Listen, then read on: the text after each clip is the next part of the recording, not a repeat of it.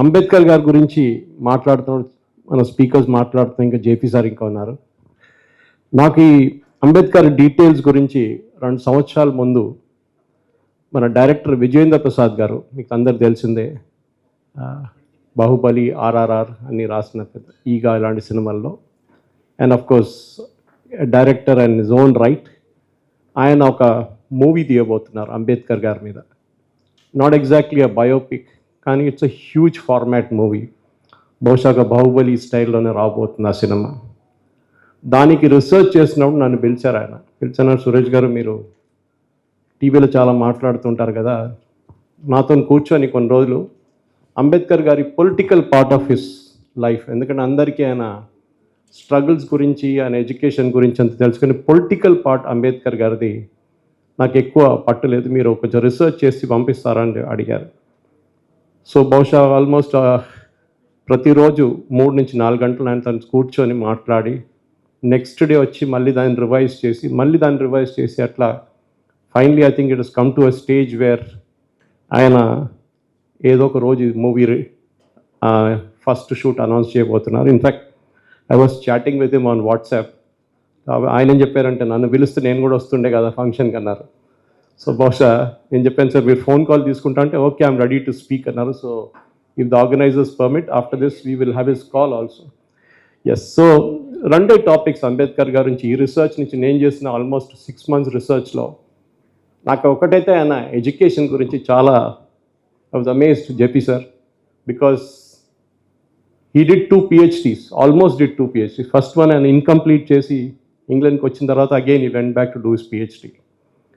ఆ PhD subject knowledge, ఆయన guides చెప్తున్న ఆయన నాలెడ్జ్, డెప్త్ ఆఫ్ నాలెడ్జ్ గురించి, especially economic part of it, economics గురించి ఆయన ఉన్న పట్టు. ఇన్ఫ్యాక్ట్ అదే నెహ్రూ గారితో ఉన్న పెద్ద గొడవ ఆయనకు అదే ఉండే.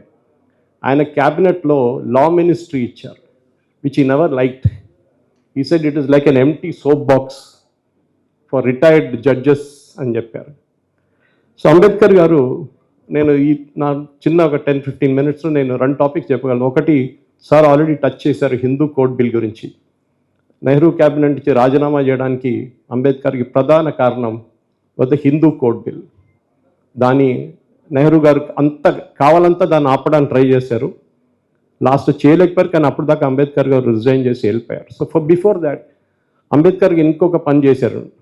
ఆయన రాసిన చాలా మటుకు పుస్తకాలు నేను మరాఠీ నుంచి ట్రాన్స్లేట్ చేసి ఈ రీసెర్చ్ కోసం తీసుకున్నాను. దాంట్లో ఒకటి సిద్ధార్థ కాలేజ్ అని చెప్పి ఆయన ఒక కాలేజ్ మొదలుపెట్టిండు పూణేలో.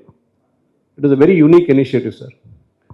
ఎందుకంటే ఆయనకి ఏమనిపించిందంటే, Ambedkar institute school of politics అని చెప్పి ఇంకోటి పెట్టారు ఆగస్ట్ 1945లో పూణేలో.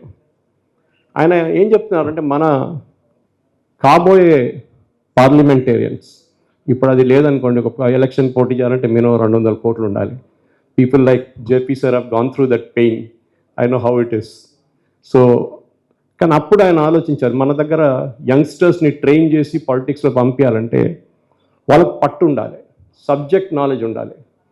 చాలామంది నా దగ్గర అడుగుతారు, సురేష్ గారు మీరు టీవీలో మాట్లాడుతున్నారు, మీరు ఇంత ఇన్ డెప్త్గా మీరు ఎట్లా మాట్లాడుతున్నారు అడిగినప్పుడు నేను చెప్పిన ఒక మాట ఎప్పుడు చెప్తాను, అందరికీ చెప్తూ ఉంటాను. ఇవాళ పొద్దున కూడా ఉస్మానియా యూనివర్సిటీలో almost 200 professors, assistant professors, different colleges నుంచి, మొత్తం తెలంగాణ నుంచి వచ్చిన వాళ్ళు యూనివర్సిటీస్ చాలామంది ఉన్నారు.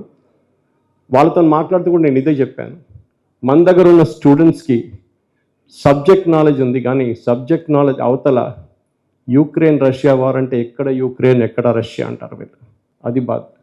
సో అంబేద్కర్ గారు ఏం చేశారంటే, we have to have subject knowledge.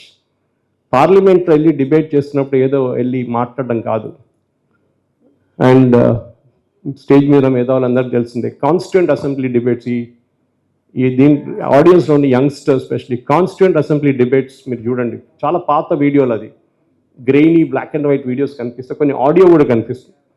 Top class debates. మీరు అట్లాంటి డిబేట్స్ ఇప్పుడు పార్లమెంట్లో అసలు ఊహించకూడలేరు, మీరు అంత బాగా మాట్లాడదు. సో అంబేద్కర్ గారు ఈ కాలేజ్ స్టార్ట్ చేశారు July 1956, training school for entrance to politics ముంబైలో స్టార్ట్ చేశారు. ఇంకోటి దానికి ఫస్ట్ అండ్ లాస్ట్ బ్యాచ్ అదే అయ్యిందనమాట. 15 స్టూడెంట్స్. అంబేద్కర్ గారు వచ్చి మాట్లాడరు వాళ్ళ దగ్గర ఒరేటోరియల్ స్కిల్స్ గురించి. But unfortunately he passed away 1 week before that. So అది లాస్ట్ బ్యాచ్గా మిగిలిపోయింది. అండ్ ఇన్ఫ్యాక్ట్ చాలామంది అంబేద్కర్ గారి ప్రొటెజీస్ అని చెప్పొచ్చు. వాళ్ళు అంటున్నారు ఇంత మట్టుకు దళిత్ ఇన్స్టిట్యూషన్స్ కానీ ఈవెన్ పార్టీస్ కానీ వీళ్ళు ఎవరైనా ఒక్కరైనా దీన్ని రివైవ్ చేయడానికి ట్రై చేశారా? ఇట్లాంటి ఒక ఇన్స్టిట్యూషన్ తయారు చేయడానికి ట్రై చేశారు. వీళ్ళ డబ్బులు చాలా ఉన్నాయి కదా పొలిటికల్ పార్టీస్, ఒక్కరు కూడా చేయలేదు. The least was by Rajiv Gandhi. JP sir తెలిసి ఉంటుంది, మన బొలారంలో అల్వాల్ రైల్వే స్టేషన్ ఎదురుగా ఇప్పుడు అక్కడ పెద్ద హాస్పిటల్ ఒకటి వస్తుంది. ముందు అక్కడ భారతీయ విద్యాభవన్ది ఒక ట్రైనింగ్ ఇన్స్టిట్యూట్ ఉండే, ట్రైనింగ్ ఇన్స్టిట్యూట్ ఫర్ ఎంపీస్. అది పాత నిజాం వచ్చి చదువుకుంటున్న బిల్డింగ్ ఉండే అది. ఆ బిల్డింగ్లో ట్రైనింగ్ ఇన్స్టిట్యూట్ పెట్టారు. నేను అక్కడ వెళ్ళి ఒక 5-6 లెక్చర్స్ ఇచ్చాను కూడా అక్కడ. ఇప్పుడు ఆ బిల్డింగ్ డెమాలిష్ అయిపోయింది, అక్కడ టిమ్స్ పెద్ద ఒక హాస్పిటల్ వస్తుంది.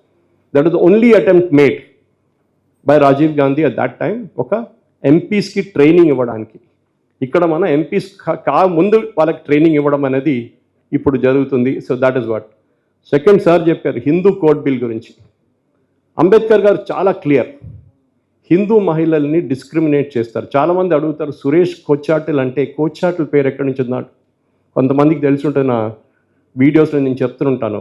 మా మలయాళీ కమ్యూనిటీలో స్పెషలీ నాయర్ మేనన్ కమ్యూనిటీ, మా దాంట్లో టెక్నికలీ చెప్పాలంటే క్షత్రియ కమ్యూనిటీ. మా దాంట్లో నాయర్ మేనన్ కమ్యూనిటీలో మా వారసత్వం అమ్మగారి సైడ్ నుంచి. Okay, it is not from the father's side.